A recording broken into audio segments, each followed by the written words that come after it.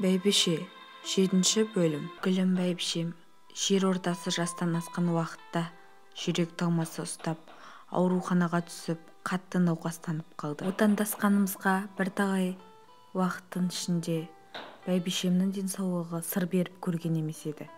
Тек осы 1-2 жылда жүрегім қысылады деп дәрі-дәрмек ішіп қоятын. Мен оның мұнысына аса мән бере бермеген екенмін. Жас уағында ұлдарымды өзі босанып, үйге келген соң үй шаруасын істеп, баланы да бағып, малды да қарап, шапқылап жүре беретін. Осы жолы есін жоғалтып, талып қалғанда есім шықты. Оның солғын тартқан жанары, қуан тартқан жүзін көргенімде, одан айырылып қаламын ба деп, жан дәрменім қалмады. Ауруханадан шықпай, жанында отырдым да қойдым. Құдайды есіме алып, бәйбішемнің амандығын тілеп, дұғада болдым. Келіндерім мен қызым, әке, үйге барсаңызшы, мұнда біз бармыз. Мамам жақсы болып келеді, уайымдай бермеңіз, әлі-ақ жақсы болып кетеді, деп жұбатқандарымен көңілім орнына түспеді. Гүлімнің алғаш рет асау аттың үстінде ойнақшыған бейнесі көз алдыма келе береді. Кейінірек балдыздарымнан естігенім бойынша Гүлімге сол маңдағы талай жігіттің ойы кеткен екен. Сабырхан әкемен құда болғысы келгендер де көп болған. Мұнан әкемнің де хабары болған екен. Осы орайда менің бағым ашылып, әкелеріміздің арқасында Гүлім менің жарым атанды. Текті отбасынан шыққан қыз тектілігін көрсетті. Менің бар мінезімді көтеріп, мастықпен, растықпен істеген талай күнәлі істеріме көзін жұма қарап, сабырмен, шыдаммен отбасын сақтап, әулетіме ұйытқы болып отырды. Әжем мен ата-анамның разылығын алып, оларға адал қызмет етті. Туған туыс пен дос-жаранның ауыл-аймақтың арасында сыйлы болды. Менің де осы күнге жетіп, өрісімнің кеңейіп отырғаны адал жарым, бәйбішемнің арқасы. Мен ақымақ болыппын. Ол мені түсініп, барымды кешіп, көз жұма қараған сайын, мені жақсы көреді, қайда барар дейсің, деп білгенімді істеппін. Тұрмыс тіршіліктегі бар ауыртпашылықты оның мойнына іліп қойған екенмін. Бәйбішемді алып, демалыс орнына барып, болмаса бір қыдыртпаппын да, оның жан дүниесіне үніліп, жанының не қалайтынын сұрамаппын. Жылы сөз айтып, көңілін ауламаппын. Сізе берсем, менен көп қателік кеткен екен. Жанымдағы бағымды бағаламай, басқа жақта қызық қуып, қу нәпсінің құлы болыппын. Әттен-ай, өткен уақытта артқа қайтаралсам ғой шіркін. Өмірімді сол бәйбішеме үйленген күннен қайта бастасам, оны алақаныма салып, аялап өтер едім.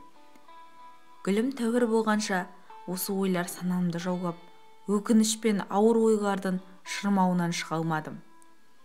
Бәйбішесіз мына таңғарада үйге де симай кеттім. Гүлімсіз мына үй сұрықсыз, суық көрінетін еді.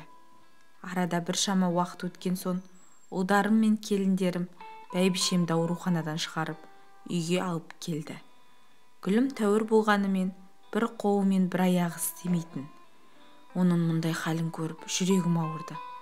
Әйтеуір Айнұр қызым анасының жанынан шықпай, дәрісін егіп, массажын жасап, ас үстіне түсіп жүр. Уақыт өте аяққа тұрғызды. Бәйбішем ақырындап, таяққа сүйеніп, өздігінен тұрып жүре бастағанда жүрегім орнына түсті.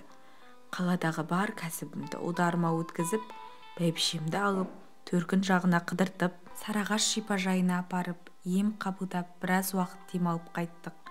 Бәйбішеме туған жері жақтыма, беті бері қарап, жүзіне қан жүгіріп, денсаулығы да жақсарып қалды. Енді бар ықыласымды, бар уақытымды бәйбішеме ғана арнаймын деп шештім. Надяға да көңіл бөлуді қойдым. Одан туған қызым Әлия, есімін қазақшалап өзім қойған болатынмын. Шетелге оқуға кеткен. Сол қызым сонда жұмыс істеп тұрақтап қалды. Кейін келіп шешесін өзімен бірге алып кетті. Әлияның маған ешқандай реніші жоқ еді. Ол ешқашан назарымнан тыс болған емес тұғын. Өз отбасыма қалай қарасам, оларға да солай қарап, бар жағдайларын жасадым. Қызымды оқыттым, Енді өз қолы өз аузына жеткенде шешесін өзім қараймын деп алып кетті. Сөйтіп, ұлды ұяға қондырып, Айнұр қызымыз дәрігер мамандығын алған соң, Астанадан қызымызға құда түсіп беделді кісілер келді. Болашақ күйеу балам шетелде білім алған іскер жігіт екен. Қызымды ұнатып, сөз салып, екеуінің көңілі жарасып, жігіттің ата-анасы алдымыздан өтіп, қызымызға теңгесін таға келген екен. Бәйбішем мен ұлдарым, келіндерім жақсылап дайындалып, болашақ құдаларды күтіп алдық. Содан гүлім, киіт аламыз, құдағиға алтын аламыз, қызметтегі кісілер екен, ұят болмасын, деп Қырғыздың бас қаласындағы үлкен базарға бардық. Жанымызда Айнұр мен үшінші ұл келін бар. Былғары киім алатын бір дүңгіршікке кіріп қарап жатқанымызда бір әйел арт жақтан келіп, «Бәке, не іздедіңіз? Алатын болсаңыз төменгі бағамен түсіріп беремін», деген құлағыма дауысы таныс секілді естілді. Сөйтіп, ақырын бұрылып қарасам, баяғы Махаббат. Біршама жасқа келсе де реңін бермепті. Оны бірден таныдым.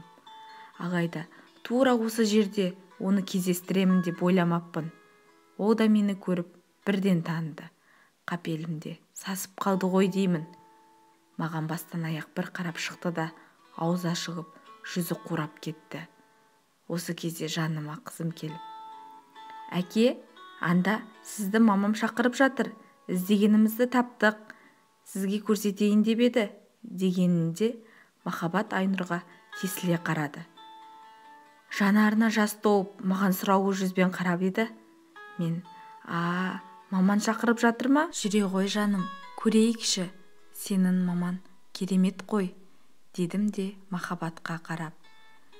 Менің іздегенім сіздің дүңгіршегіңізде жоқ екен, деп қызымды құшақтап, маңдайынан иіскеп шығып кеттім. Ол сол тұрған жерінде қатты да қалды.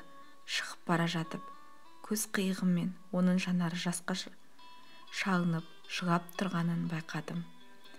Іште өзімнің аяқ қолым қалтырап, әлгі жерден тезірек кетуге асықтым. Жер домалақ дегендей, Махаббатты да кездейсоқ кездестіріп қайттым. Алайда жүрегімде оған деген тек аяушылық сезім ғана болды.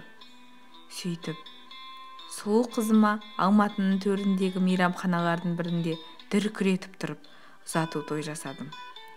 Тойға бүкіл туған туыс, құда жекжат, дос-жаран барлығы келді. Бәйбішенің төркін жағы да келді. Баяғы Сабирашта. Ол күнде балаларынан алды үйленіп, апатанған салиқалы әйел болған еді. Қуанышымызға ортақтасып, қызымызды қимай-қимай, жанарымыз жасқа толып, құтты жеріне шығарып салдық. Кетерінде Айнұрымыз сыңсу айтып, анасы мен бауырларын қайта-қайта құшақтап, сондағы келген қонақтардың барлығын жылатып кетті-ау. Қыз деген ыстық болады екен шіркін. Айнұрымды қимай жүрегім ауырды. Күйеу балам адалынан болып, қызымды жылатпай, алақанына салып қадірлесе екен, деп іштей қызыма бақ тілеп қала бердік. Сол тойда жүгіріп, билеп, жақсы жүрген гүлім, тойдан кейін қан қысымы көтеріліп, ауруханаға түсті. Жағдайы қатты нашарлап жатқанында, жанында тек бірім қашып, уайымдап отыр едім, маған қарады да, «Тәкебай, сені кешірдім, бала шағаға ие бол», деп тамағы қарылығып, көзінен ыстық жас моншақтап, ары қарай жүзін бұрып алып кетті. «Гүлеке, мұның не?» деп мен де көңілім босап, сөйлей бастап едім, қолымен шықшы дегендей ишара жасады. Мен амалсыз орнымнан тұрып шығып кеттім. Дәрігерді іздедім. Бәйбішемнің жағдайын сұрамақ болдым. Сөйтіп екінші қабатқа көтеріліп, дәрігерді сұрасам, отада екен. Содан сыртқа шығып, таза ауамен демалайын деп, ағаштың көлеңкесіне жайғастым. Жанағы гүлімнің жайына көңілім босап, еңкілдеп жылай бердім. Содан не керек? Бәйбішемнің жағдайы дұрысталмады, беті бері қарамады. Сыртта қанша отырғанымды білмеймін. Бір кезде жанары жасқа шалынып, жаныма үлкен ұлым келіп, «Әке, анашым бізді тастап кетті, жүріп кетті, бекем болыңыз», деп еңкілдеп жылай берді. Мұны естігенде Құлағым шынылдап, жан дүнием езіле өксей бердім. Қайран гүлім, ақ бәйбішем, осылай өмірден ерте өтіп кетті. Бәйбішемнің қадірін білмеген екенмін. Енді өкінгенмен маған обал жоқ. Гүлімнің жаназасынан кейін осы уақытқа дейін бетіме келіп сөйлемеген ұлдарымнан ең кенжесі ызаға булығып жылап тұрып: анамды сіз өлтірдіңіз, жек көремін сізді, анамның орнына қара жерге сіз кіруіңіз керек еді, деген сөздері жүрегіме қанжардай қадалды. Өмірден баз кешіп кеткім келді. Ащы да болса солай шығар. Арақ іштім, қыдырдым.